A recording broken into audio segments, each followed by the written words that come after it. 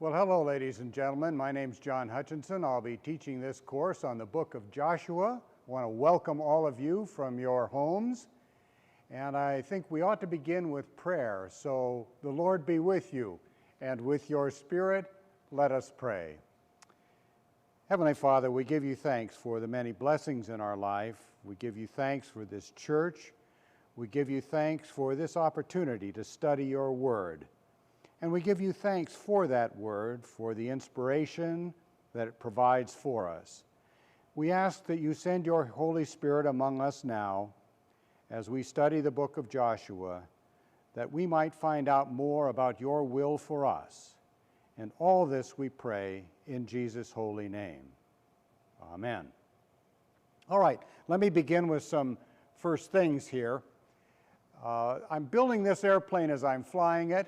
So what I want you to know is that I do have a syllabus for the course, and I also have a set of discussion questions, at least for the first two chapters of Joshua. And if you would like to have that syllabus, and if you'd like to have those discussion questions for use at home, if you would contact me using this email address here, that would be great. And then I will send you electronically a copy of the syllabus and the discussion questions. I'll be adding in additional discussion questions as we go forward, and so each time I have a new set of questions available for subsequent chapters, I'll make those available to you as well. So that's the way we will proceed from here on. Now, I've got the course broken up into a series of units. There are 7 different units that we will be going over, and we'll try to run about 35 to 40 minutes each session pre-recorded. The plan is that we'll be able to do some of this online, and then later on hopefully we can get into discussion here at the church with live presentations. So the plan right now is to do 3 or maybe 4 pre-recorded sessions, and then if we can go live, if the situation is possible, then we will do that on Sunday morning at the prearranged time. If that's not possible, we'll continue to do recordings that will be posted so you can get through the book of Joshua in about 13 weeks is what we have planned. I think I can get through it in 13 weeks. I don't think I'll get done early. If we do get done early, the plan is for us to pick up maybe a judge or 2 from the book of Judges. Now, as I said, I have some discussion questions, but those discussion questions will not be used for the first couple of sessions, obviously. Though, if we do get together live, I may reserve the option of going back and picking up some of those earlier questions that you may have thought about or discussed at home. So we'll just kind of have to see how that plays out. At this point in time, planning is a little bit difficult, but that's the general idea of how we're going to proceed. So let's take a look at Unit 1. Let's jump into it. These are the components that we will be having in Unit 1. First of all, the question arises, why Joshua of all books? There are many books in the Bible. Why did I select Joshua? We'll get to that in a moment. Secondly, I think it's important for us to understand what has happened up to this point. Now, most of you are well aware of this, but just so we are on the same page and know where the book of Joshua begins and how we got there, we'll have a little bit of a review of that. Then I want to talk about Joshua before Joshua, because after all, the first chapter of the book of Joshua is not the first time that we actually see Joshua. We hear about him in earlier books of the Bible. So let's go back and, if you will, take a look at Joshua's resume. And then, of course, since we're doing a book of the Bible, I think it's incumbent upon all teachers of the Scriptures to make sure we understand the date, the historical setting, the author, the genre, and all of that stuff. And I'll try to go over that fairly quickly, but there are some important points to be made there. And then I want to spend a moment or two on the word historicity, or the concept of historicity. If you're not familiar with that word, it has to do with historical truth or historical validity. and there are some who suggest that there is no historical validity to the book of Joshua, so we have to take a look at that, and then we have to go and have a broad outline of the book so you understand where we're going to be heading in the weeks to come. So that's going to be the component of Unit 1. I'll try to get through most of that here in this first session. We'll see how well I do. Now, the question arises, why Joshua of all the books in the Bible? Well, typically, if you go to a church that looks into the Old Testament, they'll spend a fair amount of time on some of the earlier books in the Torah, or the Pentateuch, the first 5 books of the Bible. They'll spend time on Genesis, which is very important. They'll spend time talking about the Exodus, that wonderful story of how God came in and rescued the Israelites who were under slavery in Egypt, and then the wandering in the wilderness. But you know, there's much less attention paid to how they got into the Promised Land and what happened after they got in there. Now remember, if you were here last spring, we had a wonderful session during Lent that was taught by Dan Morrison and Jared Chatfield, and they took us into the wilderness. And we had a great, wonderful experience there, seeing the slides of the wilderness and learning what the wilderness was all about and what it meant for us in terms of our own spiritual lives. Well, Jared and Dan took us into the wilderness. Maybe it falls to me to take us out of the wilderness and get us into the Promised Land. That might be a little presumptuous, but nevertheless, that's the way we're going to do it. So we're going to find out where they were headed and how they got there. Now, the book of Joshua can be very troubling, and lots of ministers do not want to preach on the book of Joshua. Lots of Bible teachers don't want to talk too much about the book of Joshua, and part of the reason for it is it just seems like such a violent book. And I want to pick up on a man by the name of Richard Dawkins. I think many of you know who he is.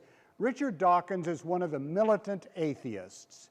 And he, along with Christopher Hitchens and several others, Christopher has gone to his reward, whatever that is now, but Richard Dawkins is still available to read, and he is an evolutionary biologist, and he wrote about the book of Joshua, and I thought I'd read it to you, and maybe you can see why some ministers don't like to dabble with this one too much.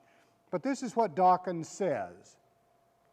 The ethnic cleansing begun in the time of Moses is brought to bloody fruition in the book of Joshua, a text remarkable for the bloodthirsty massacres it records and the xenophobic relish with which it does so. As the charming old song exultantly has it, Joshua fit the battle of Jericho and the walls came a-tumbling down. There's nothing like good old Joshua at the battle of Jericho. Well, good old Joshua didn't rest until they utterly destroyed all that was in the city, both man and woman, young and old, and ox and sheep and ass with the edge of the sword.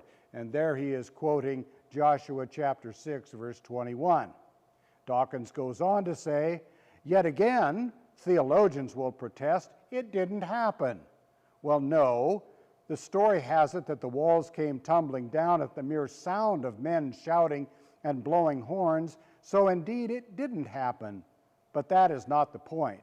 The point is that whether true or not, the Bible is held up to us as the source of our morality. And the Bible story of Joshua's destruction of Jericho and the invasion of the Promised Land in general is morally indistinguishable, get this, morally indistinguishable from Hitler's invasion of Poland or Saddam Hussein's massacres of the Kurds and the Marsh Arabs. The Bible may be an arresting and poetic work of fiction, but it is not the sort of book you should give your children to form their morals. Well, there's Richard Dawkins, and you can see the kind of charge that is often brought against the book of Joshua. Now, we're going to find out that much of what Richard Dawkins says there is patently untrue. It is exaggerated beyond any wild imagination, but we'll wait and save it. But, you know, people don't know the book of Joshua very well because I think there is a certain reticence about looking into it. But we're not going to leave it alone. As I said, we're going to look at it. Now, churches don't focus too often on the book of Joshua in their Sunday readings. Now, I think, as most of you know, there are sort of two philosophies about how Sunday readings are selected. In many Protestant churches, for example, the pastor picks the Sunday reading and he preaches from that particular Sunday reading. There's nothing wrong with that. That's a perfectly acceptable way to go and has the great advantage of allowing the pastor to select a particular passage and preach on something that is absolutely appropriate for a particular congregation at a particular condition in a particular time. But it's up to the pastor as to what's being selected, so if he chooses not to pick the book of Joshua, well then the people in the congregation, at least on Sunday morning, may not get much exposure to it.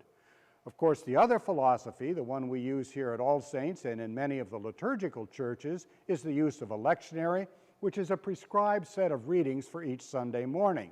So I thought it would be interesting to take a look at lectionaries to see how often the book of Joshua is actually covered in the course of Sunday morning readings.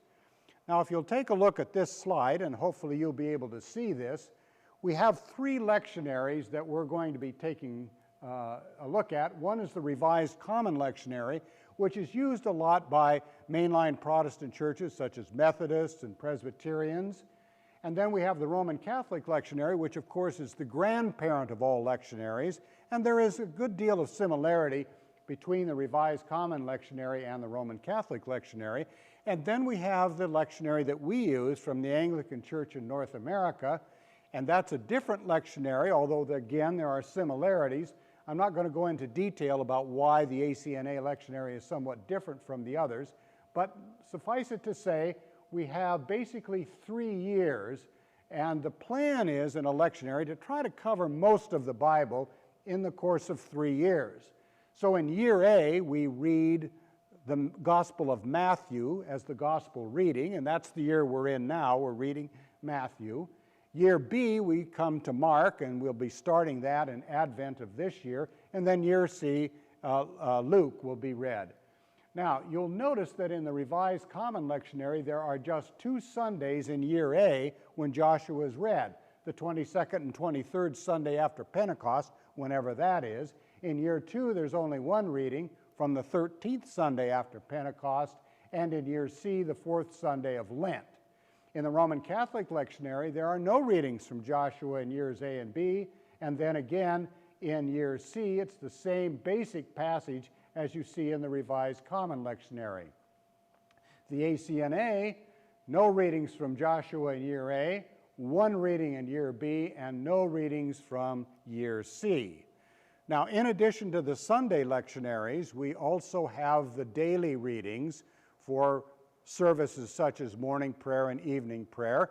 I took a look at those as well, and here are the basic references to Joshua in these 3 lectionaries. Now, the Revised Common Lectionary breaks it into 3 years. The Roman Catholic and ACNA lectionary break it into 2 years. You can see in the Revised Common Lectionary that there's a pretty good dose of Joshua if you collapse the 3 years together. You have 7 from year A, 5 from year B, and 4 from year C. The Roman Catholics only have 2 readings from Joshua in year A, none in year B or 2. They don't have that 3rd year. The ACNA does a pretty good job. It has 10 readings from Joshua. Those all occur in the month of June. So if you want to read Joshua or hear Joshua read as part of the lessons, you need to come to church every Sunday, every weekday in the month of June. There are no readings from Joshua in year 2. So the point of all of this, and maybe this is a little tedious, but the point of all of this is there just isn't much reference to the book of Joshua, which is another reason why I chose to do it. Now, Richard Dawkins says that the book of Joshua and the Bible in general is a very poor source of morals for our children. I want to argue to the contrary. I think if you look at the book of Joshua, you will see all sorts of wonderful lessons that come to us that are brought out in bold relief in this book. Not that they're not in other books, but they're certainly in bold relief in this book. For example, Joshua really points to the fact that submission to God as a leader is the way in which we ought to order our lives, rather than seeing if he's first on our side. You know the old idea, well, I want to buy this piece of property. That's okay with you, isn't it, God? Okay, thanks, that's what I thought, and we go ahead and buy it. Secondly, we're going to find out that God is ultimately faithful in fulfilling his promises. That is so rich in the book of Joshua. We learn also about the obedience to God's command and the lasting consequences of disobedience. We'll see that in some of the characters in the book of Joshua.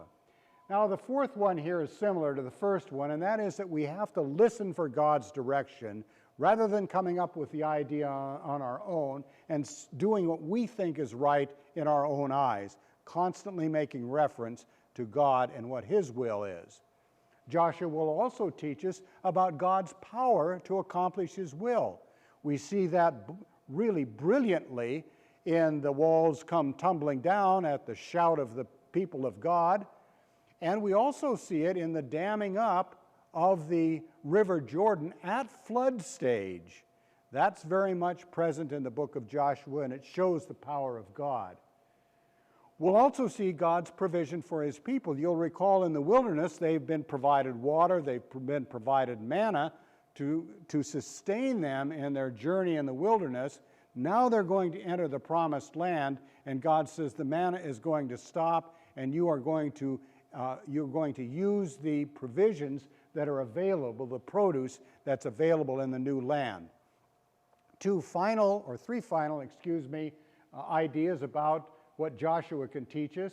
First of all, it shows how sin can affect not only an individual, but a whole covenant people. And we'll see that in the story of Achan and the siege at Ai. That'll come out. And then a call to reject allegiances to gods and values that are foreign to God. And finally, faith in God and courage to follow him.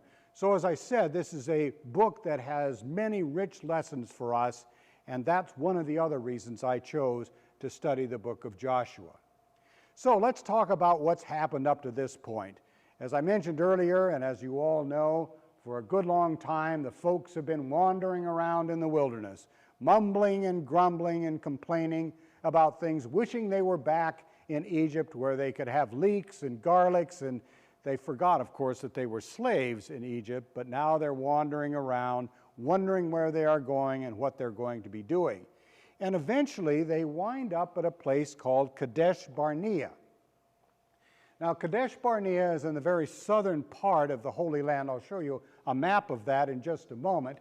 But this is a picture of modern-day Kadesh Barnea. And you'll notice that there are mountains on either side, and then it opens out into a plain or a valley here in the center. And then we're looking northward here. And then it's got this kind of horseshoe of a valley here. Obviously, the photographer's up on a hill looking down, so you can see why this would be strategic, a place to develop a base camp, because they could protect the hills on high and protect the folks down underneath, and the only place that you could really attack from with any success would be from the north, and so that provides, I think, a nice shelter for them at Kadesh Barnea. That's where they locate after they're wandering in the wilderness. Now, this is a really neat map, and I hope you can see it. I'm going to point out a number of features on this map. First of all, right down here at the bottom is Kadesh Barnea. You can see it. It's at the very southern point of the Holy Land. Now, I want to mention the fact that this map shows a number of these Canaanite tribes that are located. You've heard them read in church from time to time. You have the Girgashites up here, and the Hivites and the Perizzites and the Jebusites that ultimately settled in the Jerusalem area, and now the Hittites and the Amorites and the Kenites and the Amalekites. Now I want to highlight the Amalekites for just a moment. They're located in the far southwestern section of the Holy Land, or you could say they are in the far northeastern portion of the peninsula of Sinai. So we're going to get back to these Amalekite characters a little bit later on. Here are the Philistines here. And now look over here on the eastern side of the Jordan River. You have these other tribes. You have the Amorites. There's really two divisions of them. You have the Amorites that are under King Sihon and the Amorites that are under King Og. You also have Ammon and Moab and Edom down here. Now, a few cities to highlight. First of all, here at the north is the city of Dan, and down here is Beersheba, north of Kadesh Barnea. And oftentimes you'll see in Scripture references made from Dan to Beersheba. Something took place between Dan and Beersheba. Well, that is supposed to represent the full span of the Holy Land itself. Here you have Hatzor. Now we're going to talk about Hatzor a little bit later on. You have Shechem, which is an important city in Joshua, Jerusalem, although it's not Jerusalem at this point, Hebron, and so on. So important cities. Now this red line that you can see is presumably the pathway of the spies. So here's what happened. Moses and the Israelites arrive at Kadesh Barnea, and they say, all right, let's see if we can take this holy land that's supposed to have been given to us. And so, as they did in ancient times, and as we'll see in the book of Joshua as well, they sent out some spies, in this case 12 spies, that presumably went along this path. We don't know for sure, but that's a good possibility. And then they came back and reported to Moses. And they brought even a cluster of grapes and said, wow, this place is really the land of milk and honey. It's rich, it's verdant, but there are fortified cities, there are armies, there are armaments, there are giant people, tall people in there, and 10 of the 12 spies said, we can't possibly succeed. 2 of the spies, Joshua and Caleb, on the other hand, said, with God behind us, we can succeed. However, Moses and the other leaders of the Israelites sided with the 10 spies, not with Joshua, not with Caleb, and that comes back to haunt them down the road, and they decide to take a trip, a conquest trip, if you will, up along the Transjordan. Now this shows their pathway. Here's Moab down here, the Dead Sea, the Sea of Galilee, and the Jordan River extending between them. And they move through this Transjordan region. Now I'm not going to get into all the details of that. They have several battles that they have to fight to get through here. And they wind up at a place called Shittim. Shittim stands for acacia trees. So there were large groves of acacia trees there. They actually went further, but that's where they set up their base camp. And notice that it's not far away from Jericho. Jericho is an important strategic city, as we'll find out a bit later on.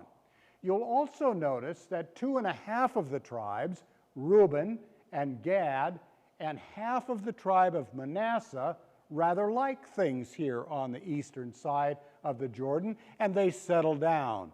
And that becomes their tribal lands. We'll talk about that later on, but I wanted you to see that in this particular map. So that shows where they are. So now we're at Shittim, which is exactly where we begin the story in the book of Joshua. So that's how they got where they are up to this point. Now, let's talk a little bit about Joshua, because as I mentioned earlier, we know something of Joshua, actually a fair amount about Joshua, leading up to the book of Joshua. We know, for example, that he was a member of the tribe of Ephraim, which was one of the largest tribes in the 12 tribes of Israel. And in Numbers 13:16, we read, these were the names of the men whom Moses sent to spy out the land. And Moses called Hoshea, the son of Nun, Joshua. Now, the changing of names is not uncommon in the Bible. We have Abram becoming Abraham, we have Saul becoming Paul, and so forth, maybe for different reasons, but changes in names was not uncommon. Now, Hoshea means salvation. Now, why would Moses change Hoshea to Joshua? Well, Joshua means Yahweh saves. So he puts a far finer point on it. And interestingly, the name Jesus derives from the name Joshua. And note, Joshua is the one that takes the Israelites into the promised land, And Jesus is the one that takes us into our ultimate promised land as well. Now, when the Israelites came out of Egypt, they were a ragtag band of slaves. They were not a military force at all. They were in pretty rough shape, to tell you the truth, but they got away, and immediately they encounter some resistance from people living in the area. And they need to form into a military cohort. They need to form into a military force. And they had to identify individuals who would have the capacity to be military leaders.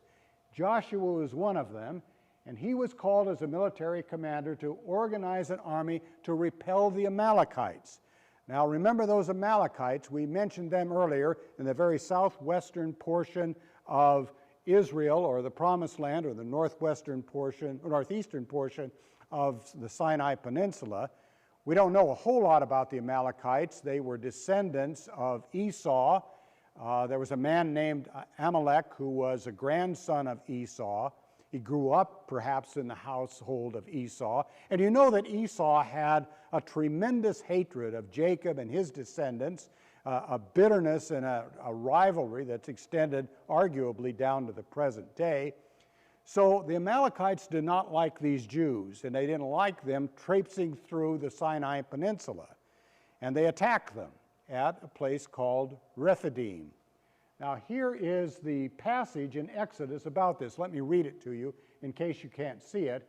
The Amalekites came and attacked the Israelites at Rephidim. By the way, we don't know exactly where Rephidim is. And it is the place where they were kind of regrouping, trying to catch their breath after the Exodus. It's where they got water provided for them. And Moses said to Joshua, "Choose some of our men and go out and fight the Amalekites. Tomorrow I will stand on top of the hill with the staff of God in my hands." So Joshua fought the Amalekites as Moses had ordered, and so Joshua overcame the Amalekite army with the sword.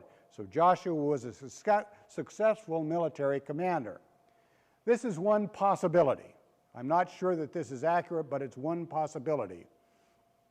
That after they crossed the Red Sea, although it appears that this author thinks they crossed the Reed Sea, which is a big debate that's gone on for years as to what body of water they actually crossed. We're not going to worry about that.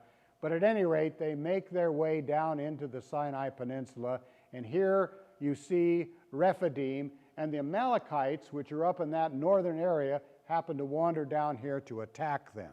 Now you probably remember the story. Moses is up on the hill with the staff of God, and every time Moses holds the staff up, Joshua is successful.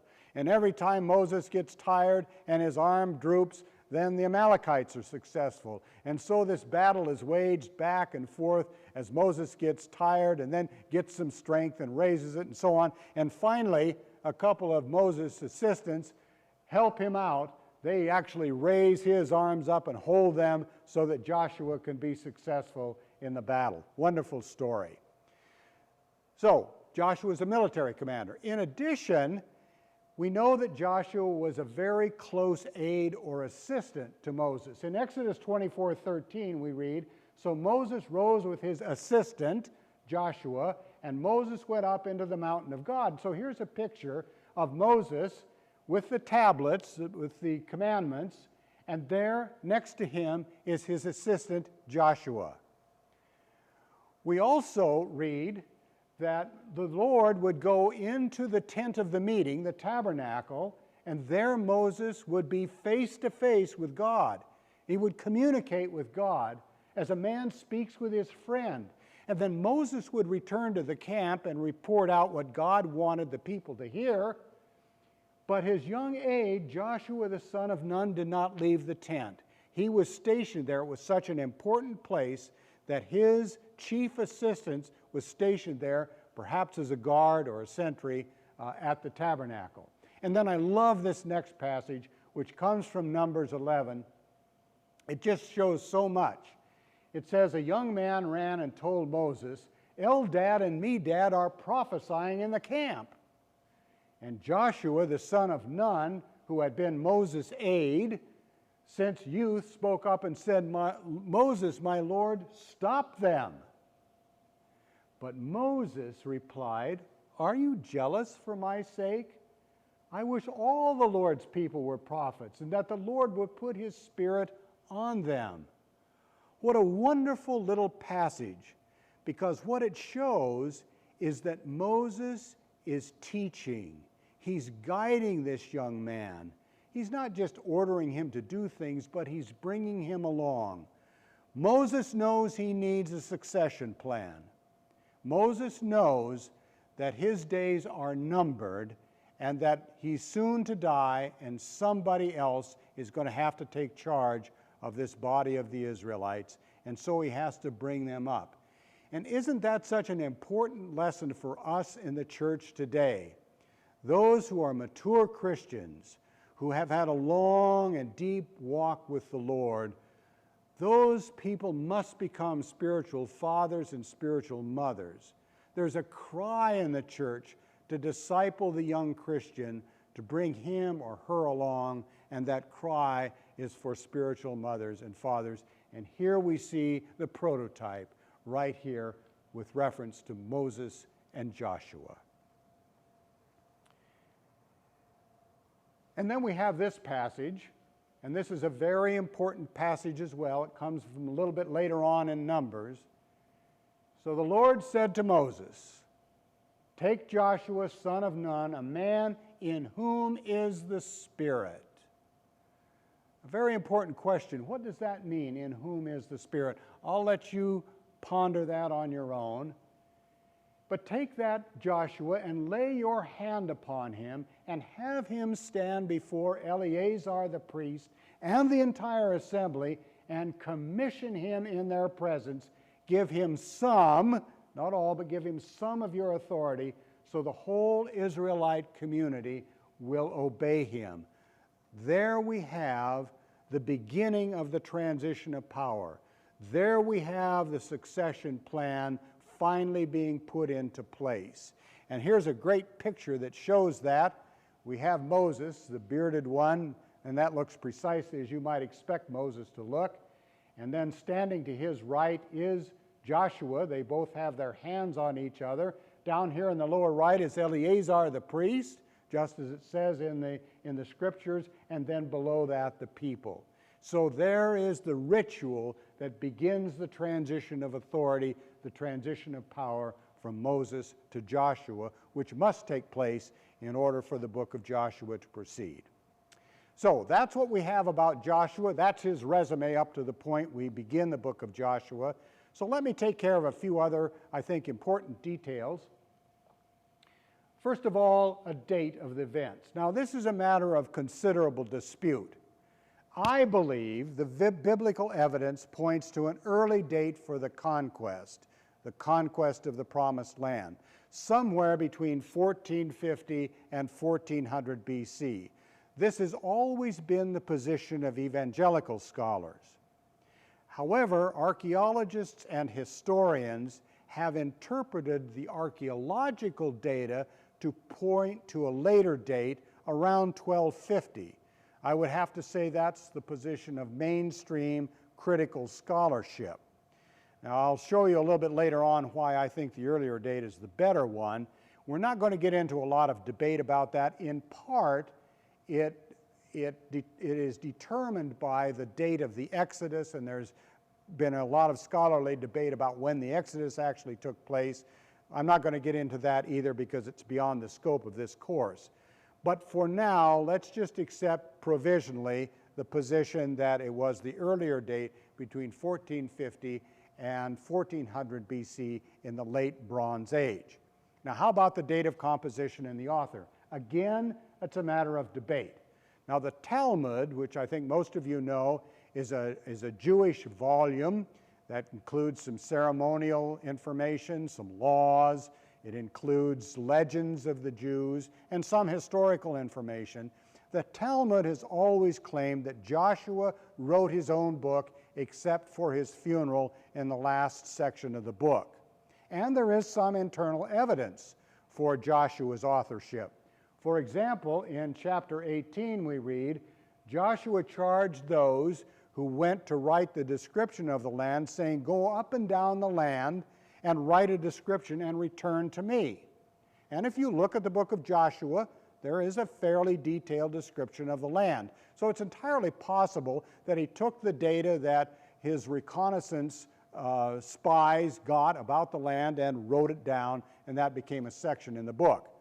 It also says in chapter 24 that Joshua made a covenant with the people that day and put in place the statutes and rules for them at Shechem. Remember, we saw Shechem on the map, and Joshua wrote these words in the book of the law of God. So again, there's this idea of Joshua doing some writing, putting it down for people. I'm not sure that's powerful evidence, but there is some internal evidence of Joshua's authorship. Now, the date of composition is also, as I said, a matter of some controversy. Some consider it to have been written very late, that is, even after the exile. Others point to a much earlier date. Now, I think it's the earlier date, and I do so for several reasons. First of all, the author uses the names for ancient cities. For example, they talk about the Jebusite city, which is Jerusalem, but Jerusalem did not exist in this time. They talk about Kiriath Arba, which is Hebron, and Greater Sidon. So we have these ancient names for the cities that are used in the book of Joshua. 12 times in the book of Joshua, we have the writing, until this day. Something existed until this day. Well, what might that have been? Well, sometimes they stacked up stones as a monument. Sometimes they created altars. Well, those things are going to topple down and be pushed down and fall down in a highly seismic area and so on. So all of that, I think, suggests an earlier date, maybe written within a century or two after the events. As I said, others have posited a later date, part of the so-called Deuteronomistic history, which is rather difficult to say, which includes Deuteronomy, Joshua, Judges, Samuel, and Kings. And just let me pause for a moment. This is, as Father Doug used to say, this is a parenthesis, if I may. When I first started talking about the Old Testament and teaching it and what I had learned, we had this notion of what was called a source theory, that the first 5 books of the Old Testament were actually written by 4 different authors. We had one author called the Yahwist author who used Yahweh for the name of God. Presumably that came from the southern kingdom. It was an older and more primitive writing source. Then we had the Elohist author who referred to God as El, Elohim, El Shaddai, El Roy, all of those El names for God. That presumably came from the northern kingdom, and it was a little bit later on. And it actually said, according to the source theory, that you could have one verse in, let's say, Genesis that was from the Yahwist, and the next verse would be from the Elohist, and the next verse would be from the Yahwist, and so on. And they had it all color-coded down. We also had the priestly writer who talked about the ceremonials, the laws, the rituals, and all of that sort of thing. That's what you see a lot in Leviticus, portions of Numbers, and Exodus. That was the priestly writer. And then finally you had the Deuteronomist, who wrote the book of Deuteronomy and subsequent historical books, such as Joshua, Judges, Samuel, and Kings. Now, I just want to say, without going into a lot of detail, that this whole source theory has been largely discredited. So again, provisionally, for purposes of this class, we are going to assume that the author remains unknown, though it's very likely that Joshua himself authored portions, perhaps significant portions, and not long after the conquest. All right, with that then, let me talk briefly about the genre. In the Hebrew canon, the Hebrew Bible, it's considered among the former prophets, along with Judges, 1st and 2nd Samuel, and 1st and 2nd Kings. I think this is a little bit boring, so I'll go quickly. In the English Bible, it's called one of the historical books, and it's a narrative, it's a story, it's an epic story. It's actually a conquest account. And we have lots of conquest accounts from ancient writings. We know, for example, of true conquest accounts, like Alexander the Great and his conquest of the Near East. We have legendary conquests or quasi-legendary conquests like the Spartans attack and overcoming of Athens, which we see in the movie 300, a terrible movie, but I had to watch it with my kids anyway. And anyway, we have all of these different conquest accounts, even more modern ones, such as the conquistadors and so on. But the conquest account in Joshua is different for three reasons. First of all, it does not display the power of an army specifically and primarily. It does not display the power of any one great commander particularly. It displays the mighty power of God, and that, I think, is a very important difference. Second, it has the concept of herem, or the ban. Certain things were banned for the destruction, that is, they were going to be destroyed for God, and certain things were to be devoted to God. So the concept of herem is twofold, either destruction or devotion. And we see that, and you don't see that in other conquest accounts. And finally, even though Richard Dawkins would have you believe that this was a wholesale destruction of everything in the Promised Land, it's really a very modest account of destruction. And we'll see why that is true as we get into the conquest account later on in the course. Now, finally, to wrap up today, I want to talk about historicity, because I think this is very important. Most mainstream historians and archaeologists will tell you that the story in Joshua, the epic account in Joshua, is not historically true. I want to give you some quotes to show you what I mean. A man by the name of Killebrew in 2005 said, almost without exception, scholars agree that the account in Joshua holds little historical value vis-a-vis early Israel and most likely reflects later historical times. Almost without exception. And then we have Bart Ehrman. Bart Ehrman, as many of you know, was in fact a very well-known evangelical scholar, but he fell away from the faith and now is an atheistic biblical scholar, and he has a blog. He's written several books. Often these books are used in courses on the Bible. And Bart Ehrman in his blog last year wrote this: "We are left then with a very big problem. The accounts in Joshua appear to be non-historical in many respects. This creates a dilemma for historians, since two things are perfectly clear. A, eventually there was a nation, Israel, living in the land of Canaan, and B, there is no evidence that it got there by entering from the east, destroying all the major cities in a series of violent military campaigns." And if that's not enough, how about Strange, earlier in 1993, is arrogant enough to say this: "It goes without saying that the book of Joshua as such does not relate to any actual conquest and division of the promised land to Joshua. Everybody agrees on that." And then finally, if you were to go to the online Oxford Biblical Studies and sign up for the course in Joshua, this is going to be the description. Both biblical and non-biblical evidence suggest that the conquest model is not likely a viable theory explaining the Israelite settlement of Canaan.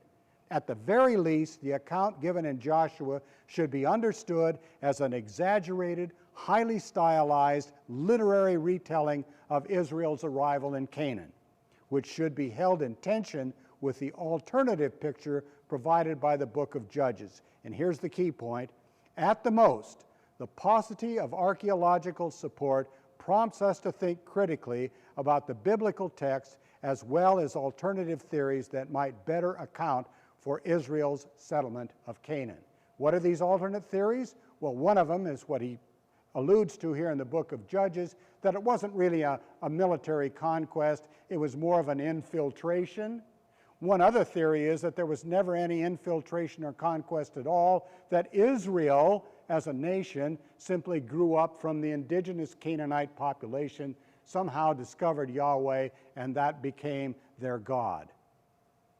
Now, this is all based on archaeological evidence, and I want to pause here because this is important, I think. There are historians and archaeologists who will set aside the Bible, saying that there's nothing historically accurate in the Bible, and therefore we have to build a history of Israel based simply on the archaeological data that we have.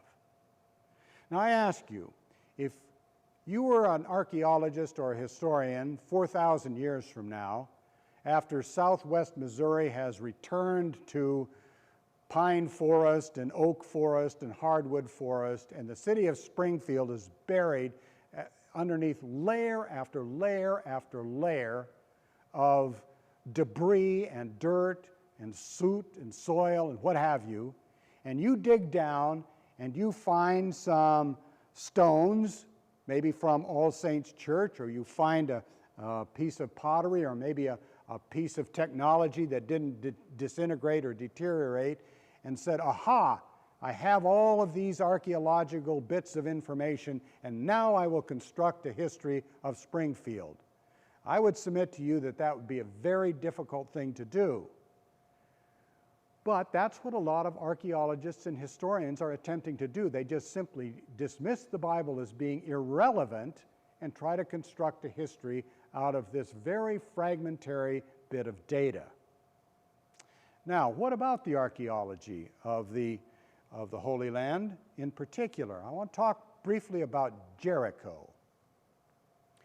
Now, the archaeological work in Jericho began in the early 20th century, the first decade, by the Germans. They dug up a lot of the area, found a lot of stones and pottery and so on, and they basically concluded that the account that's in Joshua is accurate. Then in the 1930s, a British archaeologist by the name of John Garstang came along, did some additional digging, confirmed the conclusion of the Germans, and confirmed the biblical account in Joshua. But one of his colleagues in the 1950s, Kathleen Kenyon, came along, did some additional digging, and based upon her work concluded, get this, that the conquest of Jericho and the destruction of Jericho occurred 100 years before the late Bronze Age. So it didn't happen between 1450 and 1400, it happened back in the 1500s, the point being that when Joshua arrived on the scene, there was no Jericho to attack. There were no walls to come tumbling down because they'd already come tumbling down.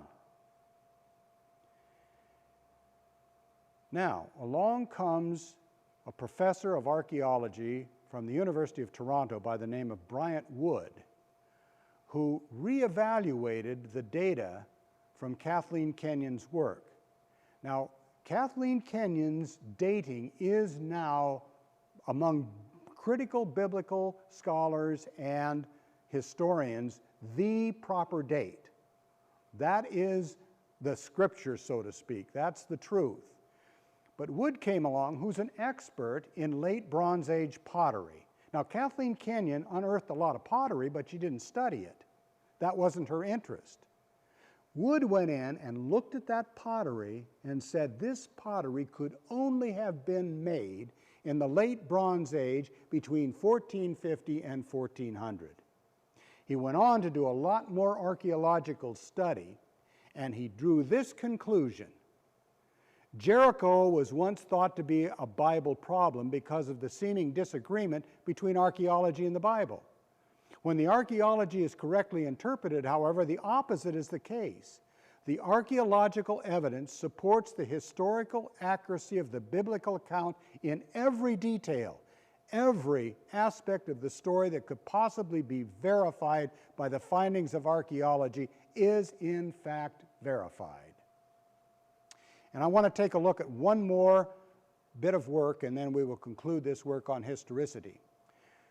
One of the cities that I pointed out, Hatzor, which is in the northern part of the Holy Land, it's actually part of the northern campaign that Joshua conducted, was uncovered and studied by a man named Amnon ben Tor. Amnon ben Tor is a professor of archaeology at Hebrew University. Amnon ben Tor spent his entire life, decades after decades after decades, he's retired now, studying Hatzor. And he concluded after all of his study, and we'll get into these documents that are referenced here, the point is the thing I want to bring into bold relief. The Jabin tablets, the 2 destruction layers, and the city gate of Hatzor are 3 significant discoveries at Hatzor which affirm biblical details about the city. So this idea that Joshua is not a historical document is absolutely unfounded. And more evidence is now coming to light to give credence and veracity to the story we have in the book of Joshua. And I think we're going to find more and more of this. You realize that 100 years ago, there were historians and biblical writers who did not believe that Pontius Pilate was a true figure, that he was a legendary figure, that he was mythical, until they did the archaeological studies at Caesarea Maritima on the Mediterranean coast, and there they found a slate, which I've seen with my own eyes, and my camera woman Jean Ann has seen with her own eyes, that said Pontius Pilatus. He was a real guy. And, you know, the old saying is that archaeology confirms the Bible. I would conclude that the Bible confirms archaeology. And with that, folks, we'll shut down this first session. I look forward to being with you in the next round. Thanks for being here.